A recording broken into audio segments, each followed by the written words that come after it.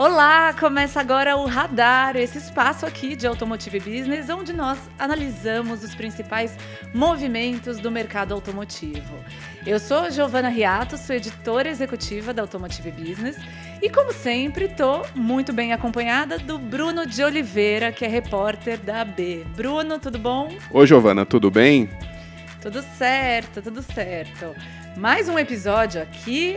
Claro, como sempre, boas-vindas aos nossos ouvintes e às nossas ouvintes. Muito bom estar aqui nessa nossa conversa e puxa aí a sua cadeira para sentar com a gente nessa meia hora. E hoje o tema é preço. Né? Preços. Nunca foi tão estratégico como agora o preço do veículo, que a gente tem visto subir assim vertiginosamente. Então, uma passada rápida, a gente começa falando sobre essa situação atual, depois entra numa abordagem de como está o mercado, o contexto de tudo, como a gente chegou até aqui com esses preços e, por fim, a gente avalia um pouco a tendência futura. Será que o preço do carro vai cair? Difícil, hein, Bruno?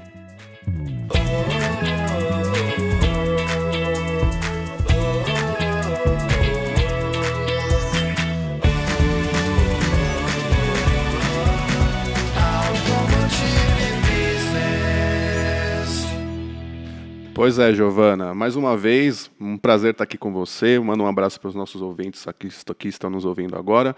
Como você bem falou, preço nunca foi tão estratégico para a indústria, né? Enfim, além da questão da tabela, né, como você também frisou, de ter subido aí muito nos últimos meses, né? Tem uma série de outros fatores que estão incidindo sobre o preço praticado pelas montadoras aqui no país, né? Se a gente pegar em retrospecto, veio a Covid, depois veio a falta de insumos, depois veio queda, enfim, a consequência, né, que é a queda nos volumes de vendas e de produção também. Teve alta da taxa de juros, teve inflação e agora, para fechar, né, com chave de ouro, como o pessoal costuma falar que nunca dá para cravar nada no setor automotivo, né, veio esse conflito na Europa que, enfim, né, acabou exercendo mais pressão sobre a operação das empresas, né, e aumentou o preço das commodities no mundo, enfim, né, petróleo, aço. Então, tudo isso, né, incide sobre um único alvo, que é o preço, né, que é algo que agora... enfim, está sendo muito falado e a gente vai abordar nesse episódio. Sim, com certeza. O contexto é nada favorável para a gente pensar em queda, em algo assim. E aqui a gente consultou, né, nossos super parceiros, o Paulo Cardamone, da Bright Consulting, e ele soprou para a gente, né, a análise que eles fazem do preço médio e a variação da média do preço público do carro. E aí, pessoal, essa média do mercado atual, agora em 2022, é de R$ 136 mil. Que é, claro que a gente tem aí, isso é média, a gente tem uma camada de cima de veículos mais premium, muito mais equipados, mas é assustador, porque em 2019 esse valor era R$ 82 mil. Então, foi um salto considerável do pré-pandemia para esse valor de mais de 130 dinheiros, 130 mil dinheiros que a gente precisa investir num veículo, que dá o equivalente, fizemos nossa lição de matemática, a mais ou menos a mais de 112 salários mínimos, que está atualmente em R$ 1.200, R$ 1.212.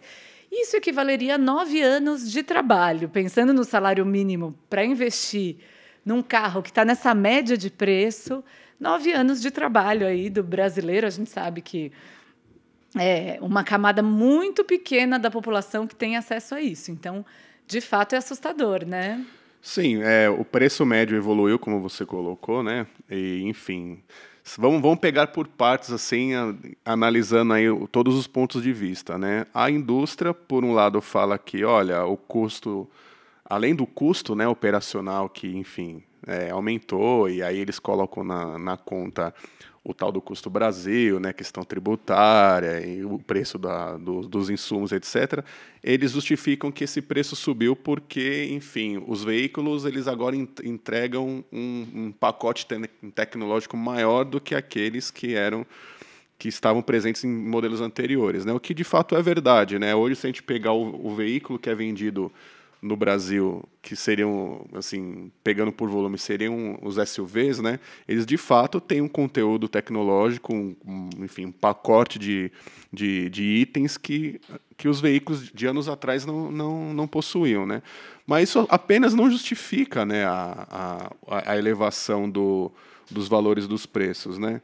Enfim, eu acho que, assim, o ticket subiu. Tem um pouco também da questão da macro, né, como eu falei no começo, tem também um pouco da evolução do veículo enquanto produto, mas também tem um pouco de estratégia por trás, né? Assim, as empresas mudaram um pouco o perfil da oferta aqui no mercado regional, e com certeza isso também envolve trabalhar num ticket maior, né? Então, além da questão dos custos e além da questão daquilo que o veículo entrega, né? É interessante hoje para as empresas trabalhar nessa faixa de preço por outras questões também que a gente vai continuar comentando aqui ao longo do episódio. Exatamente. Tem muito de estratégia por trás, né? Uma coisa, falando um pouco mais desse contexto macro, a gente vinha da crise dos semicondutores, né, da falta desses componentes. Isso estava começando a se resolver, então a previsão era que esse ano fosse muito melhor do que o ano passado nesse sentido, principalmente no segundo semestre, com uma regularização da oferta de chips eletrônicos para equipar os veículos. E aí o balde de água fria, como você bem falou, vem dessa guerra na Ucrânia, que, inclusive, a ANFAVEA, a Associação dos Fabricantes de Veículos, deixou muito claras as suas preocupações, né? Então, essa guerra pode causar um aumento das commodities para produzir veículos necessárias. Isso a gente está vendo com as sanções, uma série de questões. Então, isso a gente já está vendo acontecer. A guerra também acontece em uma região que é produtora de insumos para fabricar semicondutores. Então, de fato, uma enorme dificuldade quando esse fornecimento começa a melhorar. Uma região importante em insumos está em conflito. Então, de novo, os semicondutores podem ficar escassos no mercado. E, por fim, tem a questão logística, né?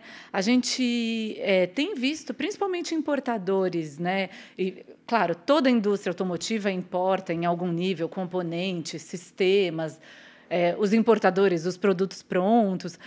E o aumento do preço do frete vinha escalando desde o início da pandemia. E, com a guerra, a gente deve ter uma tendência de comprometimento de rotas logísticas.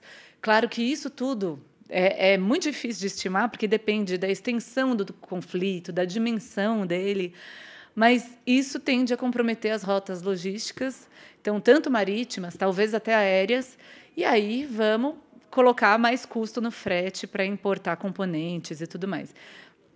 Então, de fato, não está fácil, mas no meio disso tudo e no meio da pandemia, as empresas encontraram aí uma deixa no mercado brasileiro de pouca elasticidade de preço, né? Que é aquele conceito de quanto mais você sobe ou desce o preço de um carro, isso muda drasticamente a demanda. Durante a pandemia, isso não aconteceu. Os preços foram subindo e a gente não viu a demanda desaparecer, até porque tinha essa demanda reprimida. A pessoa que estava na fila por um carro zero, porque não tinha componente e tudo mais. Então, as empresas, de fato, miraram nesse filão, né? Sim, o que a gente tem que ficar atento agora, analisando todo esse cenário, enfim, existe uma forte pressão em cima da operação das montadoras, né? Como a gente já falou aqui, tem a questão do custo Brasil, tem a questão agora do custo mundo, né, também, enfim, né, tem a questão tributária e tal, e isso acaba, enfim, né, exercendo uma forte pressão e elevando os preços naturalmente, né? Só que a gente tem que ver também que, paralelo com isso, o que está acontecendo do lado do consumidor? O poder de compra do consumidor está se corroendo nos últimos meses, né? E a gente tem visto aí a alteração na taxa Selic promovida pelo governo, ela saltou, se eu não me engano, de 9 para 12, se eu não me engano, né? Eu acho que essa elevação ela acaba influenciando em financiamento, tornando o financiamento mais caro, e isso acaba inibindo um pouco a vontade o consumidor de comprar um carro novo, né? Tem também inflação, entre outras questões, né?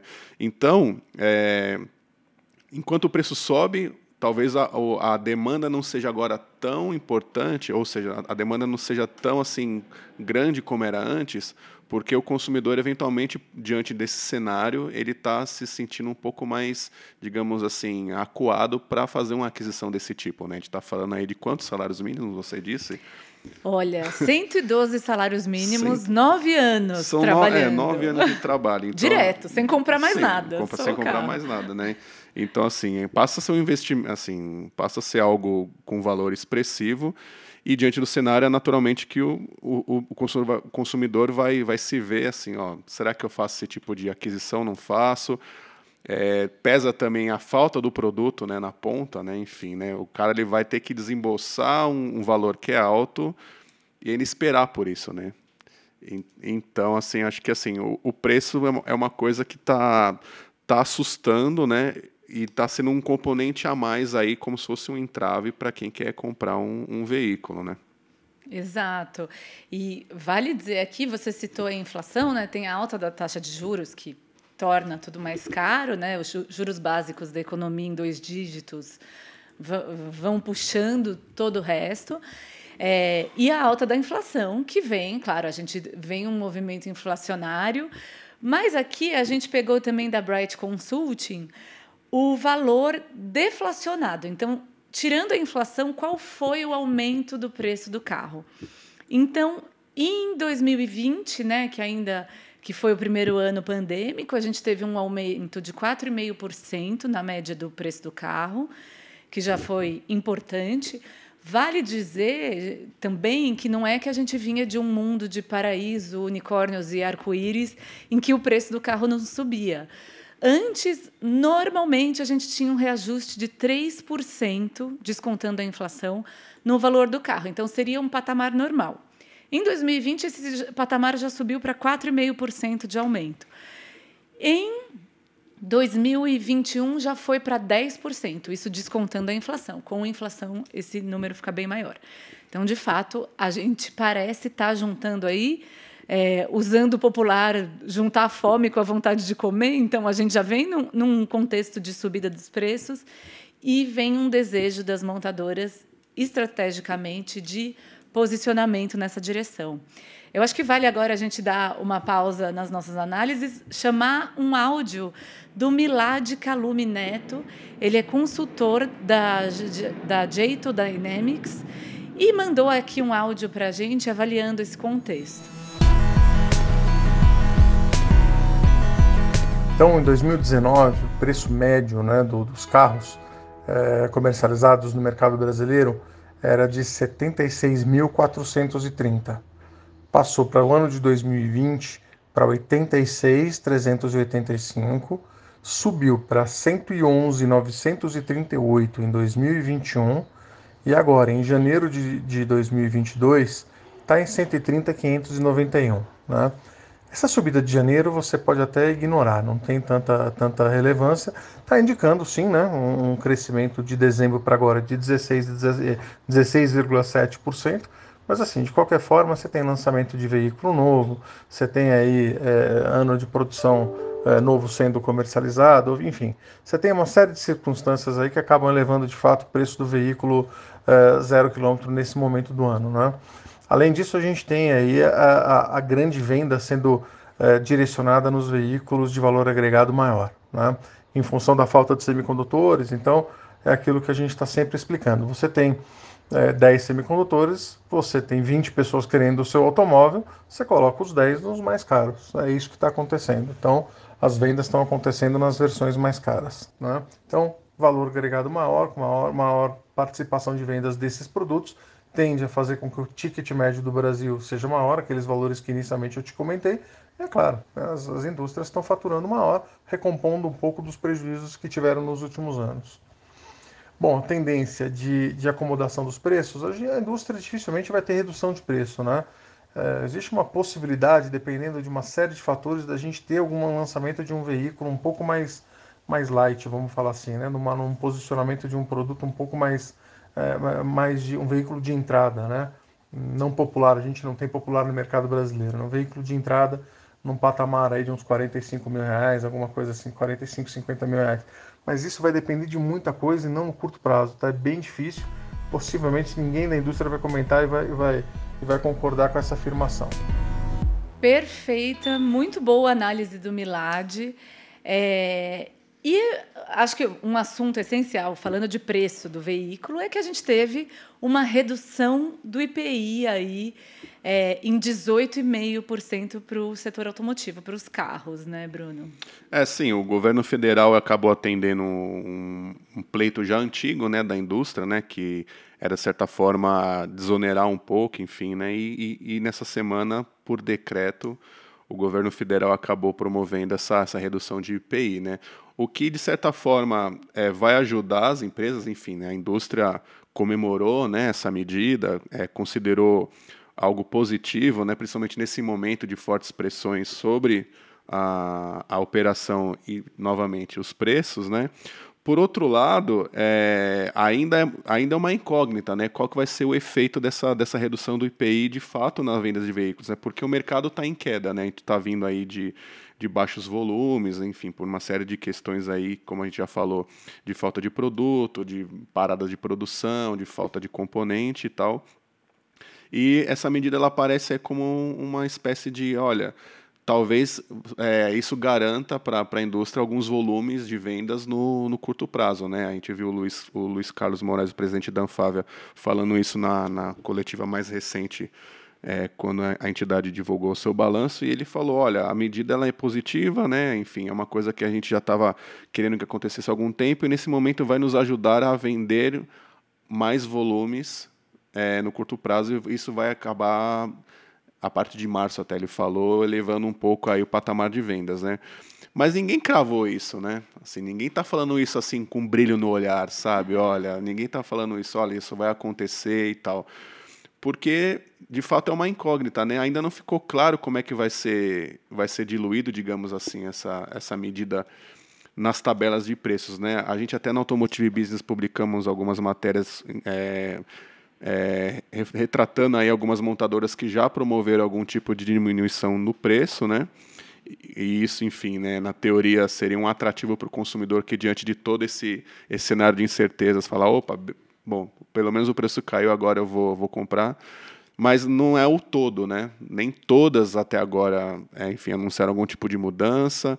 A gente não sabe se vai envolver toda a gama, se vai envolver os veículos mais vendidos, né? Enfim, é algo para se ver, né? Até brinquei isso, coloquei isso num texto, né? Que é as águas de março, né? Que vão que vão dizer, enfim, se o IPI de fato surtiu algum efeito, né? Só que assim, novamente, né? Como tudo ainda é incerto, né? Ninguém consegue cravar se de fato essa medida ela vai refletir em maiores vendas no curto prazo, como é esperado. É mais complexo do que parece, né? A gente tem uma lembrança do mercado com redução do IPI lá em 2012, os tempos áureos em que o volume era rei, não o preço, né? A gente ainda tinha o saudoso carro popular à venda no Brasil, vendíamos mais volumes e não tinha esse componente de valorização do veículo tão grande. E a gente teve medidas, na verdade, antes disso, né, na crise global de 2008, medidas de redução do IPI e tudo mais.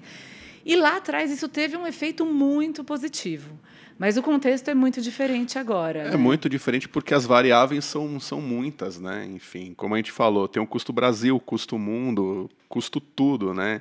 Exato. Então, assim, as montadoras elas estão se virando para manter esse patamar de preço que já é elevado, mas também, mais do que isso, para manter o patamar de margem deles, né? Que, enfim, né, tá todo mundo aí buscando lucratividade e tal. Mas, assim, voltando um pouco na questão da Anfávia, uma coisa que me chamou a atenção, né? Quando um representante da indústria vira e fala, olha, essa medida do governo, enfim, vai ajudar e vai nos permitir vender mais, isso ele está fazendo o papel dele ali de tentar passar uma mensagem para o mercado assim, olha, a gente vai conseguir vender mais, enfim, né? Isso acaba passando aquele ar de positividade que a gente já vê em outras oportunidades que realmente se cria uma atmosfera, enfim, ali como é que eu posso dizer? Você cria uma atmosfera assim, olha, não está tudo tão ruim, né? Favorável, favorável, né? O governo está ajudando, então a gente vai conseguir de alguma forma reduzir os preços e isso é uma mensagem para o mercado. Só que, assim, se a gente for fazer uma análise um pouco mais detalhada, trazendo todo esse contexto da indústria, etc., a gente sabe que não é bem assim, né? E me chamou a atenção o Antônio Filosa, que é o presidente da Stellantis, que, enfim, é a montadora que terminou ano passado com a montadora que mais vendeu veículos no país e tal, tem a sua importância aí, né? Enfim, na declaração. Ele passou recentemente também, ele participou de uma coletiva e tal, apresentou os resultados da empresa na América do Sul. Me chamou a atenção o fato dele ter jogado um pouco a real, assim, sabe? De ter virado e falado assim, olha, o IPI, a redução do IPI não é um alívio, né? Não é a solução. Quer dizer, é um alívio, mas não é a solução. Mas, assim, não vai reduzir o preço. Essa medida do governo ela vai evitar que o preço suba mais. Entendeu? Diante desse contexto, né, de pressões aí, de preço. Sim, é interessante ele ter colocado isso, porque, de certa forma, é o que está acontecendo, né? A redução do IPI, ela não tem poder, digamos assim, para fazer com que o preço caia de uma forma tão substancial a ponto de se tornar um grande atrativo para o consumidor diante de todo esse cenário adverso e fazer com que ele vá até a loja e feche negócio, né? Eu acho que o IPI, nesse momento, é um socorro, né, via política pública, né, via, enfim, poder público, para que o preço ele não suba mais ainda do que ele já está, entendeu? Ou seja, olha, está tudo tão caro, o petróleo está caro, o aço está caro, o Filosa também falou de metais nobres também, que são importantes agora na construção veicular para que eles não emitam tanto CO2 e tal, tudo isso está tão caro. Então, assim, de algum lado a gente precisa de um socorro, né? Esse socorro veio via IPI. Só que isso também acabou sendo traduzido, né, enfim, como uma coisa que, olha, o preço vai cair, etc., né? Talvez não é bem assim, e quem está endossando isso é um presidente de uma montadora, né? Sim, de uma grande montadora, né? Líder em vendas. E vale dizer, né? O IPI caiu 18,5% para automóveis.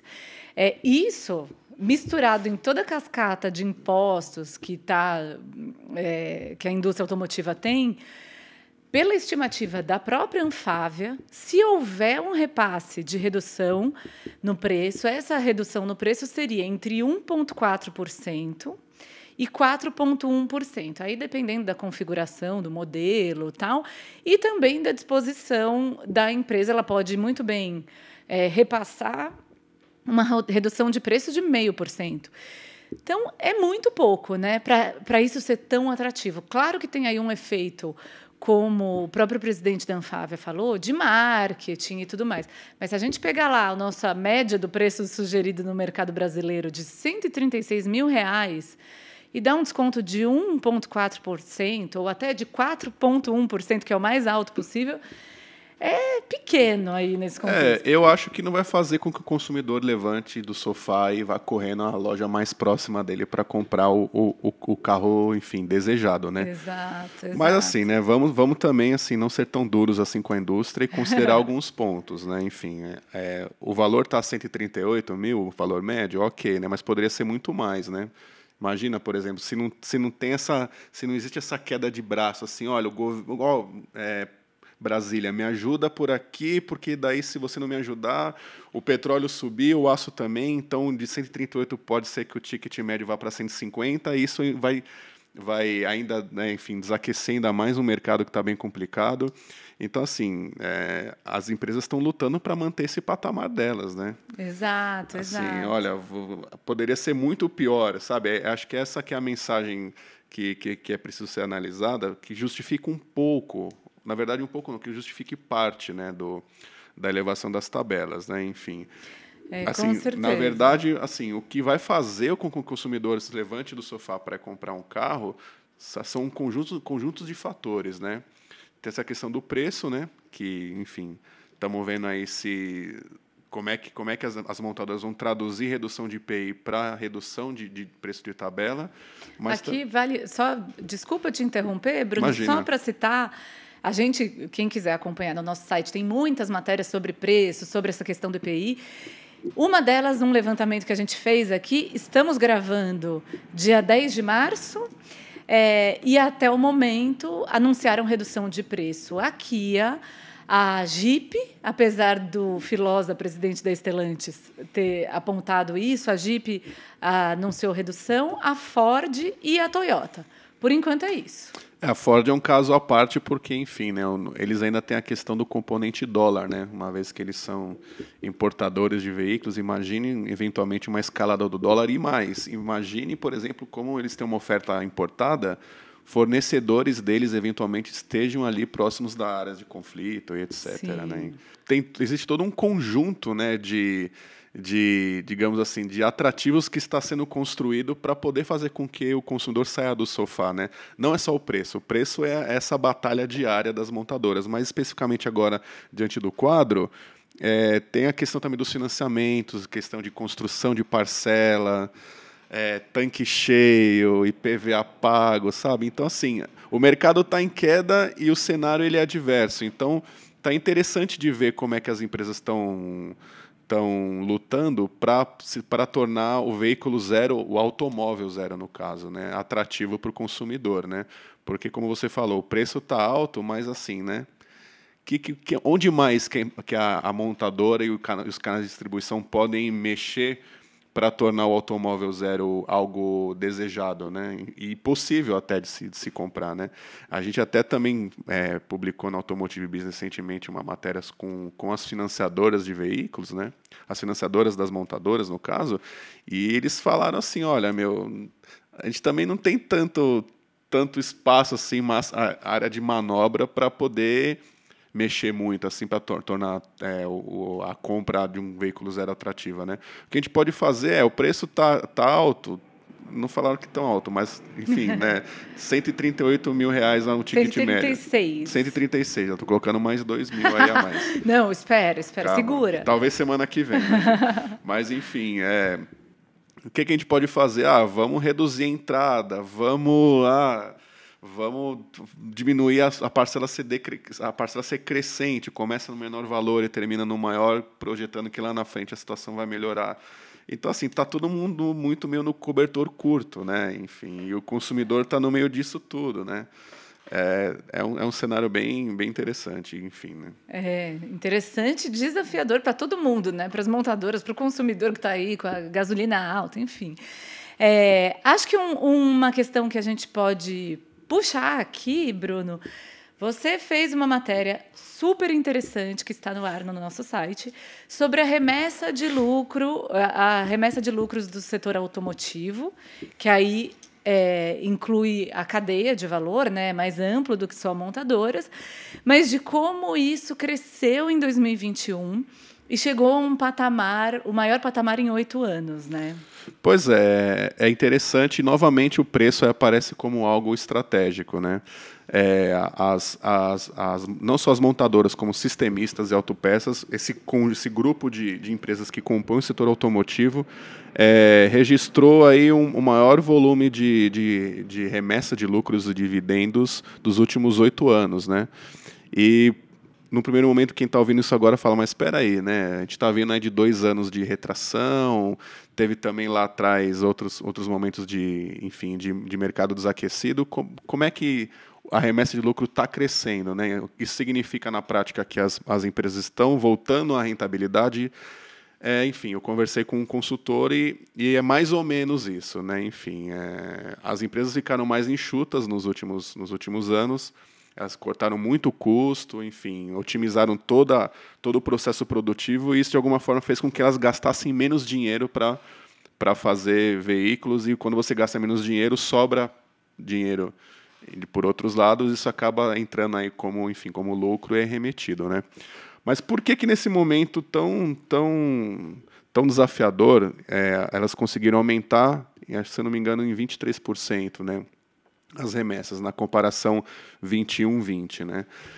O consultor com quem eu falei, ele falou que, novamente, o preço ele acaba aparecendo como um fator importante nesse sentido. Por quê? Porque, assim, a produção caiu, a venda caiu, mas os veículos que são vendidos são veículos no segmento, em segmentos maiores, ou pelo menos em segmentos que proporcionam ainda uma rentabilidade por unidade para a montadora. Então, assim, está se vendendo menos, mas por mais. Então, assim, né, nessa conta meio que assim, é simplista, né, enfim, né, envolvem, claro, outras questões aí. Mas nesse cálculo, né, está sobrando mais dinheiro, digamos assim, e esse dinheiro está sendo remetido para as matrizes como lucro, né? Ou seja, traduzindo, o automóvel sendo vendido nesse patamar de preço que está sendo praticado, ele está se configurando, pelo menos está ajudando as montadoras aqui, as empresas daqui, a remeter mais recursos para suas matrizes, né? O mercado não está mais lucrativo, né? As operações regionais não estão tão lucrativas assim. Tem montadora que ainda opera no vermelho, né? Algumas anunciando break-even, né? Para quem não conhece o termo break-even, é quando está 0 a 0, né? Quando não tem nem prejuízo e nem... Equilibrou. A operação se paga, Se né? paga, isso, né? E algumas outras estão projetando ao retorno aos lucros, né? Então, assim, isso não aconteceu ainda. Então, segundo esse consultor, ele acha que... Esse consultor que deve ser revelado, que é o Fernando Trujillo. Fernando Trujillo, né? Não sei por que eu não citei o nome dele. Até peço desculpas ao Fernando se ele estiver nos ouvindo, né? Fernando, obrigada pelas informações. Muito sempre obrigado. Uma boa fonte. Sempre muito útil, né? Ele, inclusive, mudou de consultoria, enfim. Ele acredita que o mercado está indo para esse sentido. Olha, não é que há lucro da operação, é que os preços mais elevados num segmento de veículos que tem uma margem, que proporciona, na verdade, uma margem de lucro por unidade vendida maior do que um veículo de entrada, por exemplo, isso está, no final das contas, ali configurando uma maior remessa de lucros, né? Sim, e isso converge completamente para o que as montadoras já assumiram como posicionamento estratégico, né? A gente viu a Ford, no começo de 2021, encerrar suas operações no Brasil com essa alegação. A gente vai deixar de produzir volume para focar em carros com maior margem de lucro. A Renault também, no ano passado, ainda divulgou o seu plano de médio prazo, o seu planejamento estratégico com foco nisso. Recentemente, eu acompanhei o balanço da Stellantis, o balanço global, né, de 2021, que foi muito positivo, inclusive na América do Sul. E o Carlos Tavares, CEO da Stellantis, falou muito sobre isso, sobre essa questão de ter mais, né, carros com margens melhores. E ele usou um termo que eu achei bem interessante, inclusive destacou na América do Sul, no caso da Jeep, o pricing power, né, que seria a capacidade que a montadora tem de elevar seu preço, sem isso inibir a demanda, né? Então, sem perder demanda, e numa posição melhor do que a concorrência. Então, numa tradução muito simplista, como você disse, claro que não é exatamente assim, mas quanto eu consigo ter um preço, talvez um posicionamento um pouquinho mais elevado de um concorrente direto e manter minha demanda ali. E houve um fortalecimento do pricing power na América do Sul em 2021. Então, um dado bem interessante, acho que está no coração estratégico das empresas nesse momento, fortalecer preços e, claro, conteúdo dos veículos e deixar de fazer o carrinho popular lá, que já não está no radar das empresas. E, para a gente encerrando, vale a gente parar, ouvir aqui um áudio que o Paulo Cardamone, da Bright Consulting, gentilmente nos enviou, com a análise dele para 2021, e depois a gente vai para as nossas considerações finais. O mercado de veículos leves começou 2022 impactado negativamente, tanto pelos níveis atuais dos preços, quanto pelo aumento dos juros. No entanto, neste ano, o volume baixo de emplacamentos parece encontrar uma explicação mais plausível na falta de demanda do que na falta de oferta. O aumento do ticket médio dos veículos, que historicamente variam entre 1% e 2% ao ano, subiram 8,8% em 2020 e 17% em 2021 em termos reais, afetados pela pandemia pelos desajustes na cadeia de suprimentos, pelo consequente aumento dos preços das commodities e pela elevação do câmbio. No Brasil, especificamente, 2 outros fatores explicam a escalada de preços com a qual temos convivido nos últimos anos, ou seja, o impacto que a maior regulação em segurança, eficiência energética e emissões causou nos custos dos automóveis e a mudança no mix de vendas para veículos de maior conteúdo tecnológico, advinda de um consumidor altamente conectado e ávido por acesso a veículos multiuso, que replicaram no Brasil o movimento global pela busca por SUVs.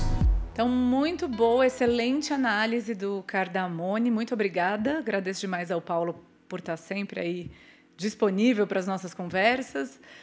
Bruno, vamos caminhando para as nossas considerações. O que você tem a acrescentar nesse debate? O que tenho que acrescentar ainda dentro do nosso tema, é a gente tentar observar um pouco aquilo que aconteceu ao longo desses últimos 2 anos de pandemia, né?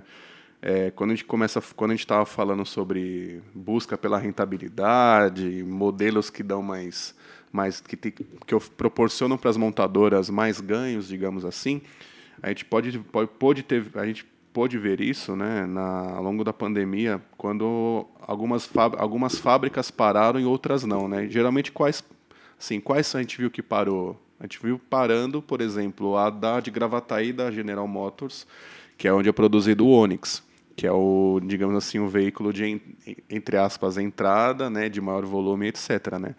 Por outro lado, onde se produz os SUVs Chevrolet, não parou tanto, né? As montadoras não afirmam isso, né? Mas a gente pode perceber que, assim, elas priorizaram os modelos que trazem para elas, assim, um maior rendimento, né? Exato, é um bom indicativo. Não, sim, sem dúvida, né? Por exemplo, a Stellantis parou pouco, né? Mas, assim, a que parou foi mais Betim, né? Lá em Goiânia, onde é feito os modelos Jeep, etc., né? Enfim, teve uma sequência maior de produção, né? Então, quando a gente ouve o que o Trujillo falou na matéria a respeito de, olha, os preços mais altos ajudaram as montadoras a emitir mais lucros, um argumento que pode ser utilizado é esse, olha, elas priorizaram ao longo da pandemia a produção daqueles modelos que trazem mais rentabilidade, que são os SUVs, enfim, no caso até da Stellantis, a Picape Toro, Fiat Toro e tal, né? Exato. Eu acho, né, para a gente ir deixando uma reflexão aqui, uma coisa que eu fico pensando, gostaria de ouvir sua opinião, Bruno, é que quando a gente fala de indústria automotiva, ela é, por essência, uma indústria que precisa de volume, né? Que precisa do ganho de escala e que está sempre buscando melhorar a eficiência. Então, a gente vê aí também esse trabalho de automatização das linhas de produção, de ganhar sempre, reduzir custo nessa frente, que acho que foi um esforço grande e muito claro na pandemia. Em outra frente, ganhar volume, até para negociar preços melhores nos seus insumos, nos seus materiais e tudo mais. E, basicamente, isso foi assim, né? Sempre foi assim aqui no Brasil, até recentemente. A gente está vendo esse jogo virar. E a gente tem um país que, antes da pandemia, talvez um pouco lá atrás, a gente tinha uma capacidade produtiva de veículos no Brasil de mais ou menos 4.500.000 veículos, entre leves e pesados. Claro que isso diminuiu ao longo do tempo, porque a ociosidade era tanta que as empresas foram reduzindo, mas hoje a gente tem uma projeção de mercado em torno de 2 milhões de veículos, né? Vem girando em torno disso, que é muito menos, e a gente começa a ver, poxa, até onde vai ser possível crescer com um patamar de preço tão elevado, né? O carro que sempre foi uma paixão do brasileiro, um sonho de consumo, o carro zero, né? Falando dele aí.